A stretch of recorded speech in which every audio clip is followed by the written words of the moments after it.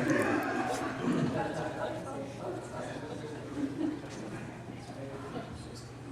We finished the book of Esther last Wednesday night, and we left the scene at 473 BC.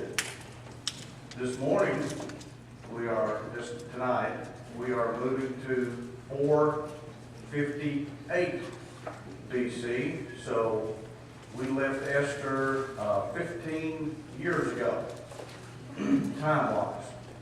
Okay? Now, as far as the book of Ezra, we're going to be looking at chapter 7.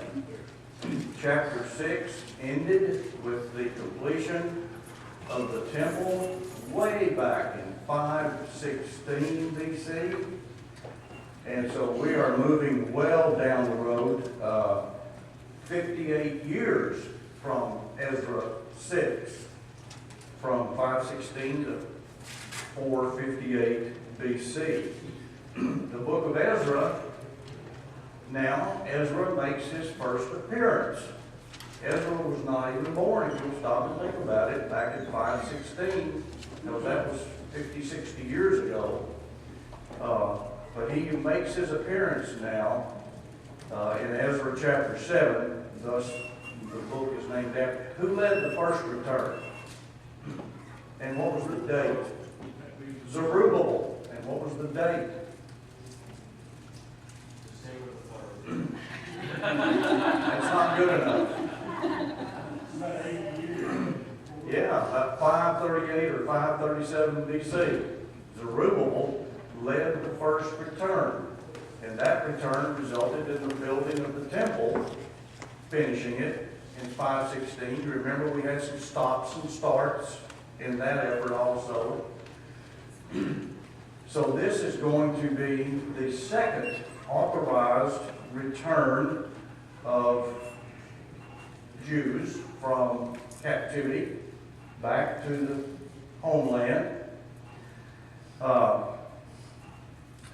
Ezra chapter 7 through the end of the book, chapter 10, tells us of the commission which is given to Ezra by King Artaxerxes. In the 7th year of his reign, he started reigning in 464 and reigned till 423. So that's how we get to the year 458. Now, have we run across Artaxerxes before in our studies? He's a cupbearer, isn't he? Sir? You need a cupbearer? No, that's Nehemiah. That's where we're going next. Yes, he's the son of Xerxes. Would you? I didn't hear it, so you're fine to retract it if you want. Artaxerxes. This is the same thing that was Esther's husband. Artaxerxes. Okay, and that's the king we're going to pick up with in Ezra chapter 7. Now, Ezra 7, whether Esther is still alive, we don't know. All we know is, all we hear about from here on out is the Persian king Artaxerxes. Okay, in chapter 7 tells us about the royal commission that Ezra was given to return to the promised land. And it starts out in the first 5 verses by giving something that we've run across before and that Chronicles is full of. Which is what? Genealogy. We want to know who this man is. He claims to be a priest and a scribe. Okay, that's someone who's learned in the Torah or the Jewish law, the law of Moses. And so we have his list of godly ancestors, including Aaron the high priest, of course. Who was Aaron's famous brother? Moses. Yep. Verse 6 tells us that he was indeed a scribe or a teacher who was well versed in the law of Moses. he leads a second group in verses 6 through 9 of exiles from captivity, and we'll run across a little bit later that he has, there's some hints there that he has a little bit of difficulty with recruitment of getting people to go with him. Now, if you were living in Babylon or Persia and had been there for 2 generations, I'm using 40 years as a generation, would it be easy to have somebody knock on your door and say, would you like to pull up stakes, leave your job, leave your fields, leave your orchards, and go back to an uncertain and dangerous prospect back in Judah? Well, some did, but you can understand that some didn't. And so we'll see a hint down the road that he has to do a little recruiting to convince people to go with him. Verses 6 through 9 tells us about securing Artaxerxes. King Artaxerxes' help completed the trip in 458 BC, or the 7th year of Artaxerxes. The trip took 4 months, and the reason that he made it safely with all of his other people is given there that the hand of God was upon him. And boy, did we see the hand of God in the book of Esther, too. Yes, we did. Verse 10 tells us that first thing he did, and I like this, he studied the law. And then after he found out what it said, he obeyed the law. And then as soon as he had a grasp of it, he did what? He taught other people. That's how it's supposed to be done. And the reason why so much emphasis is placed on his being a scribe or a teacher is because not everybody, in fact very few, had any copies of the Scriptures whatsoever. They were expensive and time-consuming to make. The Scriptures, actually the rolls, and they had to be hand-copied by a what? Scribe. Right. And that's how the scribes came to be known as someone who was very intimately associated and knowledgeable in the law. If you sit there all day and do nothing but copy it, most of it's going to sink in, hopefully. So that was one of Ezra's main jobs. And verses 11 through 26 tell us about the commission that was given to Ezra by King Artaxerxes. And I like in verse 13, the king said, take anybody with you that you want. It doesn't have to be priests, doesn't have to be scribes, doesn't have to be nobles. Anybody that wants to go with you is welcome to go. Ezra was to investigate in verse 14 and make sure when he got there, this is the king's edict now, that when you get there, make sure people obey the law. Which law? Moses' law. Why was the king interested in that? Why would he care? Yes, he exactly was hoping that God's, and he'll use the word wrath a little bit later, doesn't come upon him. And I think he also probably recognized that these people obey this Jewish law, they will be good citizens for his kingdom and won't cause, hopefully, any trouble. Verse 15 through 18 tells us that Ezra was to oversee all of the gifts that he was money that he was to take back with him for use in the temple. And verse 15 tells us that the king and his official gave gold and silver, and the Jewish people and the priests gave gold and silver for the use of the temple back in Jerusalem.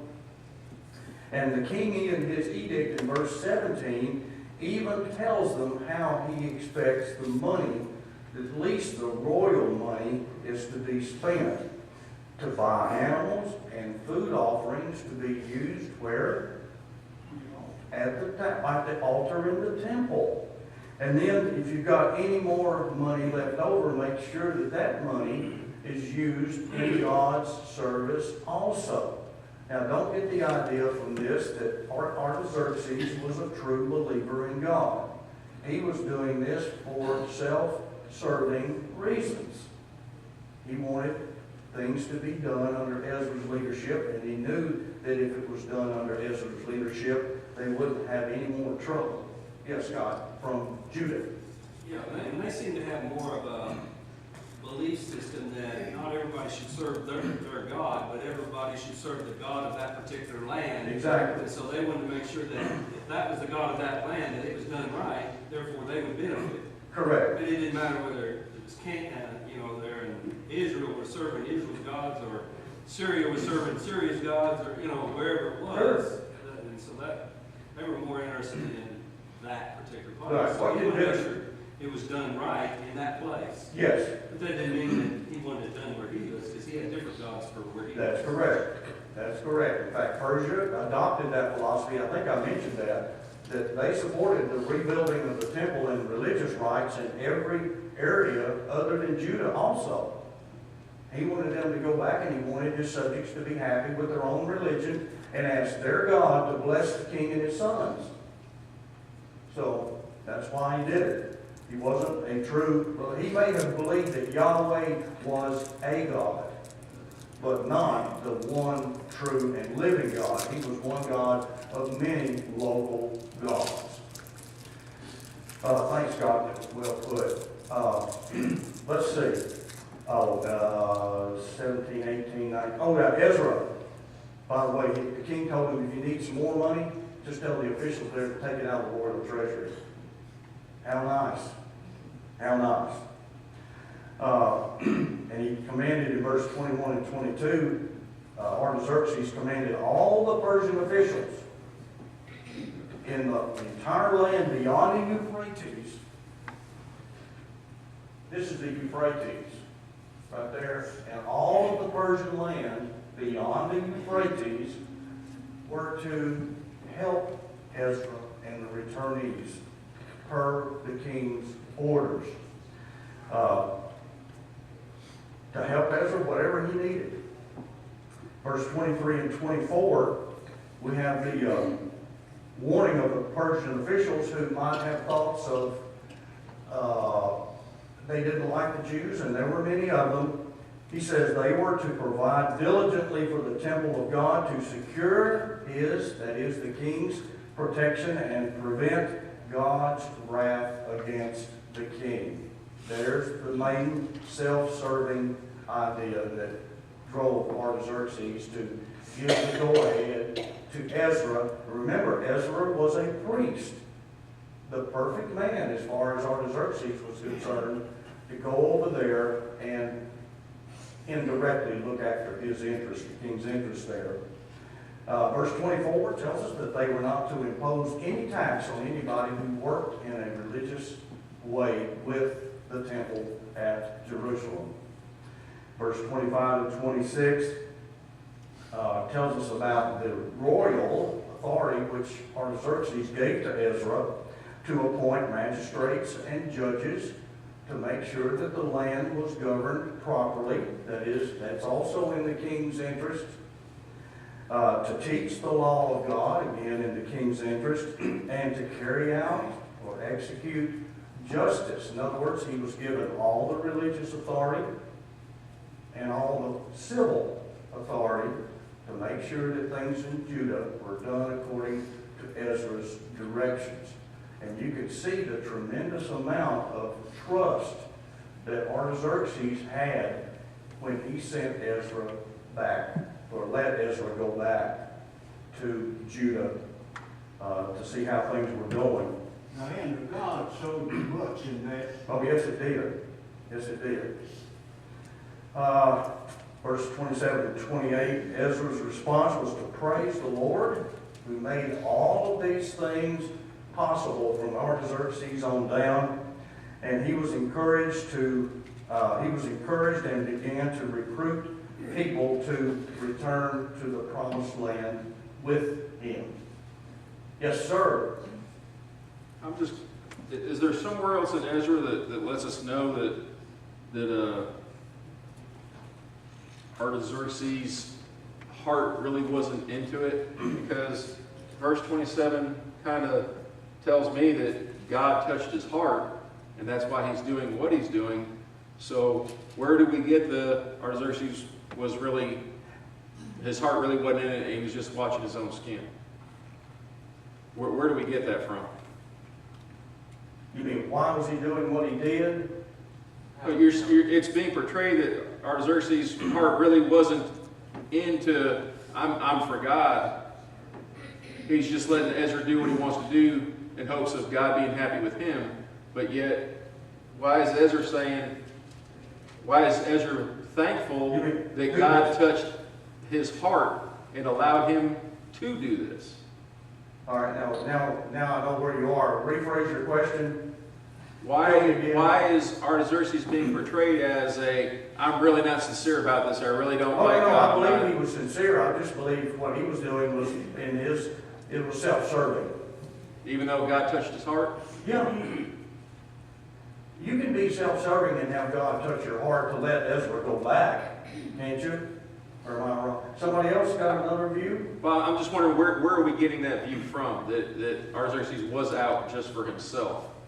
I think, Mark, you get it from the fact that Artaxerxes, this is the true God, and he allowed Ezra and the Jewish descendants to go back. But he did the same thing for all the other peoples as well, and their gods. So that he did it for multiple religions and multiple groups is kind of one of the indicators that it wasn't. He was playing his hand on on everything. He was spreading out. Whereabouts is that at? Hedging his bets. Yeah, but the question arises in my mind, that God didn't touch the Artaxerxes to go help the Canaanites set up their religion, did he? Well, also, No, he didn't. He may have actually, because he didn't want, if the king of Persia singled out this one particular religion to show favor on, I think all the other ones jealous and might cause a war. So, in that way, he's protecting his people by letting them do their own thing. Okay, that's possible. God had Nehemiah build that wall in 52 days. Yes, they did. We're going to do some wall building in the future, so get your trowels and everything ready. Brother? That's what liberals do, appease everybody. Moving right along. Quickly. But that's not the first time we studied that you do. No, Especially Persian. no, it is not. When it says God touched the king's heart, what did that entail, is what you're asking. What did that entail? I don't know. I do know that it touched the heart to let Ezra go back and reestablish things, get things going, get the wall built, and that Nehemiah finally had to finish. But I'm not sure I can tell you exactly what it means when he said he touched the king's heart. Does that mean that the king? I don't know. The next thing he did, Pharaoh. Wait just a minute. Go ahead. He touched Pharaoh's heart also, just in the opposite. That's a good point. He said God touched Pharaoh's heart, but just in the opposite direction. He hardened Pharaoh's heart. God uses good people and bad people to bring about his purpose. And he touched Artaxerxes to get the job done that God wanted done. He touched Darius and others to allow him to do Cyrus. Cyrus. Yes, he did. I mean, Yes. Other than that, I don't know how to answer your question, but it's a good question.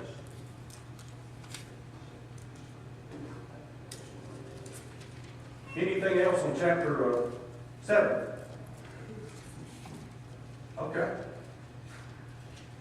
Okay, Ezra starts to get things ready and return to the land of Judah. Yes, ma'am. I was actually looking at this, and maybe I misunderstood what we were saying when you asked the question, and I wasn't sure if I was right or not. That Artaxerxes is the son of Xerxes or As far as we know, he is Xerxes' son. Probably Vashti's. Vashti's husband. And Esther's husband. Vashti. No. Artaxerxes would be Vashti's son. That's what they think is Vashti's son. Xerxes was married to Vashti and to Esther. His son was Artaxerxes, Yeah, and Artaxerxes was supposed, they think, it was Vashti's son. okay. And Artaxerxes was Esther's husband? No. Xerxes was Esther's husband. If you look at the years that Artaxerxes ruled, from 464 to 424, oh, that's right, I'm a king down. You're a king. I'm a king down. And also, if you go to Esther chapter 1, it says Xerxes. Yeah. You're right, I'm a king down. And I'm in 484 to Vashti, 464. and Vashti was his first wife that he put away. Yes, Okay, and most people, I don't know, but most people that are supposed to be knowledgeable think that he was the son of Vashti and Okay. Xerxes from the first okay, marriage there. right, okay. Esther's Thank reign you was for straightening me out. Now that's, I get my Xerxes mixed up. well, actually, there's seven of them kind of go. Esther's reign in the books here that I have is 465 to 425. And the Paul is still found in the middle of her reign, Oh, 445. okay, you're talking about Artaxerxes, the king of Persia, aren't you? Okay, While we're on that, I will add one more thing that might relate back to what he said, was talking about. okay, This is 15 years, as you said, from the time that Esther disappears from the scene. This is the son of them. okay, He would have been familiar with the events surrounding Esther and the Jews and how they prospered and all those things, and how God was involved in all that. So that would be very beneficial for him to say, maybe I need to be very nice to these people. it would be beneficial to be benevolent toward the Jews. Because he was living in that era right there too, so he saw all that took place. I'm sure he knew it, that's a good point. And so that would influence him to some degree as well. Okay. I don't know. Okay. All right, gotta keep my king straight. Okay. All right, let's see. Now, what we're gonna find in Ezra chapter 8 is that the first returnees and their descendants from the year about 538 or 537, 770 or 80 years ago, have backslidden. Okay, is that a good way to put it? Things have not gone well as Zerubbabel had started things out. They were neglecting the temple. They were neglecting the worship that was going on there, supposed to go on there. In addition, they had failed to finish building the walls of Jerusalem and Jerusalem itself. And Ezra is hopefully going to be the man to begin to correct this situation that exists over there. And he begins his recruiting in the first few verses. He recruits in verse 2 a couple of priestly families to go with him. And one of them, by the way, if you'll notice, is of the royal line of David is specifically mentioned there.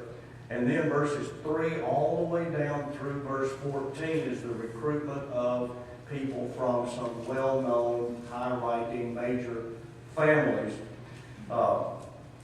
And I think when you add women and children to the list of all of the people that went back, you'll probably come up just under 5,000 people who returned with Ezra. And that's just a guess. That's just an estimate. Verses 15 down through 19, Ezra looks around among all the people that he has been successful in recruiting for this return trip and finds out that we don't have enough what? Levites. And they are necessary for what? The temple, assisting the priests. Right, the temple worship. And so he holds a 3-day assembly at a place called the Ahava, A-H-A-V-A River, which is about 80 miles outside of the city of Babylon to the west, it would be roughly on the way back home. And they spent 3 days there probably making further preparations for the journey and making sure, I guess, everyone that was supposedly going to go was still with them.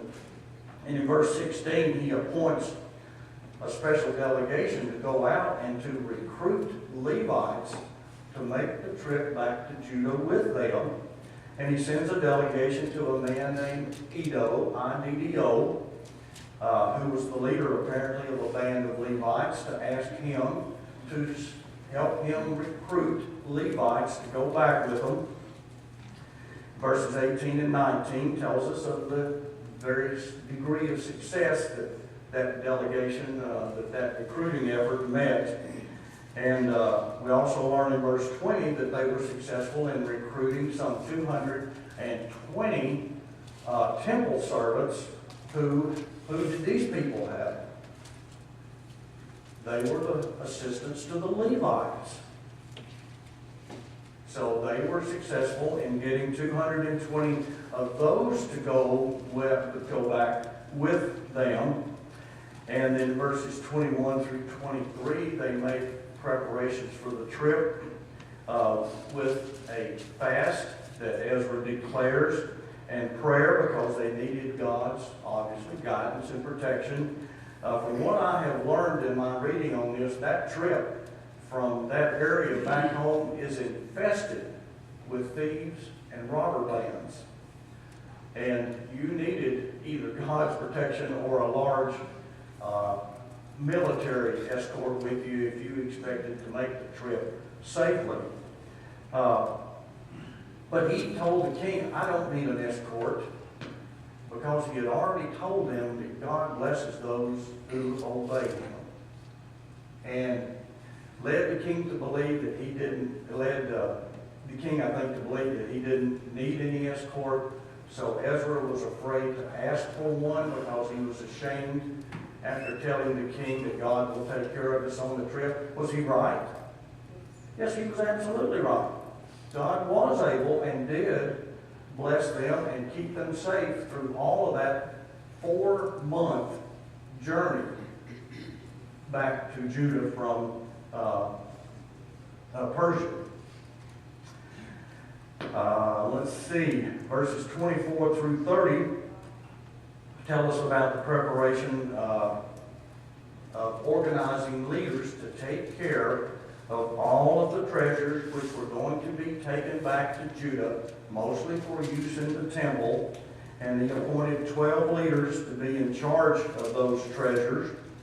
And they left, verse 31 on down, April 19th, 458 BC is the exact date as they can get it. And God protected them all along the way. They rested 3 days. And then after they got there, it's kind of incidental the way the Bible mentions it, that they came to Jerusalem in verse 31 or 32. Verse 31.